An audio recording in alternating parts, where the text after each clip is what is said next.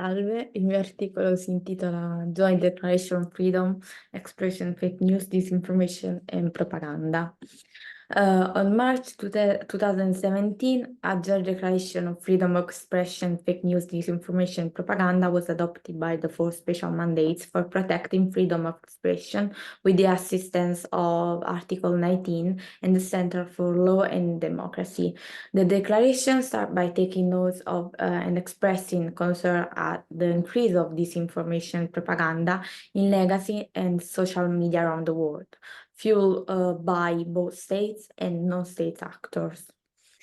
Acknowledging the growing prevalence of false information propaganda, particularly on traditional social media platforms, originating from a variety of sources, including government and other entities, is really crucial because disinformation propaganda often aim to deceive the public, undermine the right to access accurate information, and violate individuals' right of freedom of expression and the access of information in a free way, we can say. The danger and risk are multiple. For example, can harm people's reputation and privacy and fuel discrimination and hostility. For example, we can talk about the field of journalism. For example, public officials attacking the media by calling them opposition or accusing them of lying can lead to more threats and violence against journalists. Because erode trust in journalism and blur the lines between misinformation and reporting is really common nowadays. We have to know that the right to share information and idea is not just about saying what is correct and what not. It's also converse sharing ideas that might be shocking or also offensive, we can say. It's important to have an unencumbered access to a wide variety of both sources of information and idea, and opportunity in order to disseminate them. And a diverse media in democracy society, including under the point of view of facilitating public debates and open confrontation of ideas and thought in society. For example, in public debates or also during election. We can say that state must create an environment where freedom of expression thrives, which includes supporting diverse media, especially considering the economic challenges faced by the traditional media. By using the term of traditional media, we can talk about, for example, old media and new media. Old media such as the press, radio. Here the point of view is really general, because since the born of internet, the world changed. We can say that the internet has revolutionized access to information. Though they also spread disinformation and also propaganda. Intermediaries like platforms must uphold human rights. Some governments suppress dissent and control communication through repressive rules for media, interfering with their operation and imposing restrictive laws. Because we have some, in this article, we can read about some limitation imposed by governments, because it's concerning that some governments try to control the public sphere on social media and in general on platforms, because we can say that on the one hand we have the right of the free access to this platform, but on the other hand we have some limitation. For example, hate speech is not, it's forbidden in this kind of platforms. So they also use that kind of control like blocking and filtering online spaces. Additional, they pursue intermediaries to restrict content, which is sometimes also worrying, because we seems to be free, but not always. Concerns arise regarding some measurement taken by intermediaries to limit access to or dissemination of digital content, including non-transparent automatic process. For example, in the field of algorithms, which is really difficult as field. Here we have some general principles adopted in Vienna. For example, state might impose restriction of freedom of expression only in accordance with international law. Restriction on freedom of expression can also target advocacy of hatred that incentives violence, discrimination, or hostility. The standards in paragraph below have to be, must be applied in a universal way.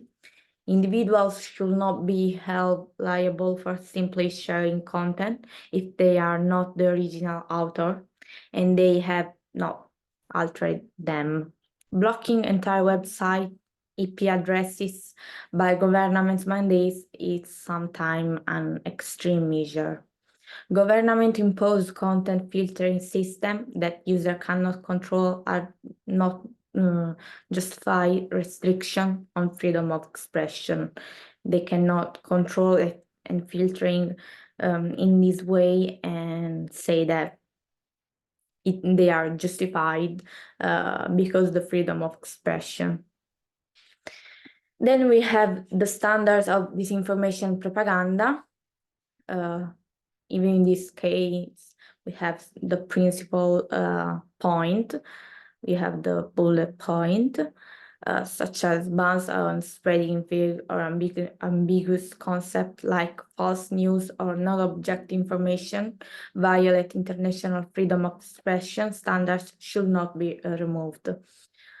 Civil liability, for false or statement is acceptable only if defendants have a fair chance to prove that their truthfulness and have defenses like fair comment. State actors should avoid making, sponsoring, or spreading false statements, disinformation, or showing disregard for verifiable information propaganda.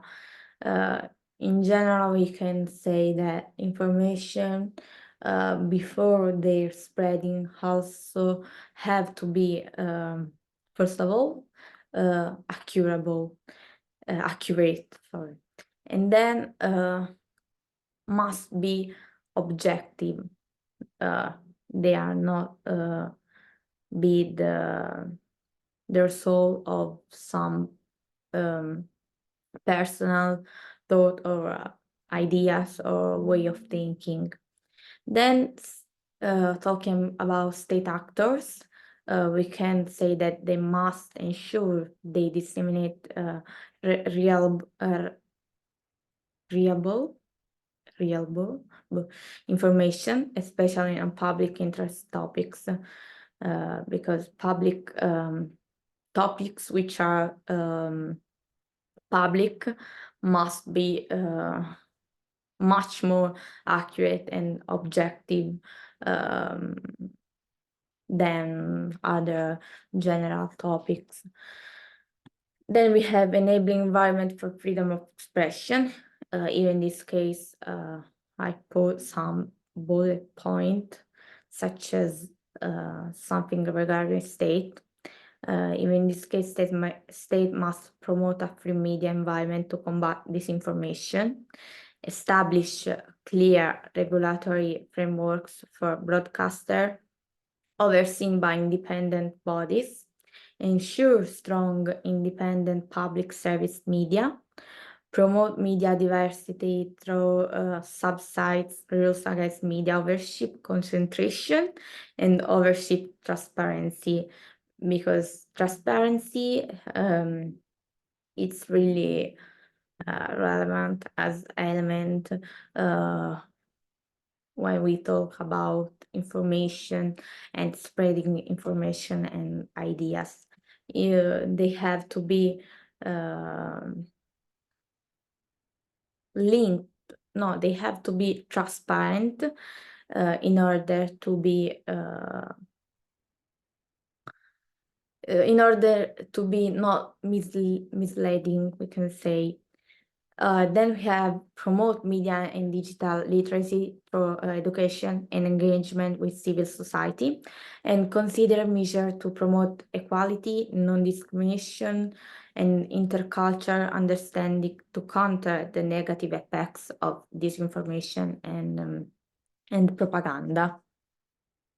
Then we have journalists and media outlets. As I said before, we can have a lot of things of danger and consequences of certain disinformation propaganda in the field of journalism. We can say that media and journalists should support self-regulation system, including press complaints bodies, to ensure accuracy in reporting. They should offer opportunities for correction or reply to address this false or inaccurate information. And media outlets should include critical coverage of disinformation propaganda, especially, as we said before, during, for example, elections. Then we can say that media outlets should cover, yes, disinformation, also during debate, fulfilling their what the role in society. Then we have the stakeholders cooperation, and we have to say that all stakeholders, including intermediaries, media outlets, civil society, and also, for example, academia, should understand the impact of disinformation and propaganda on democracy, also on freedom of expression, or again, journalism or civic space, and develop appropriate responses. And the article finished here. I would like to thank you, and I'm sorry I can be present during the lesson due on Monday, but I think that's it. Thank you.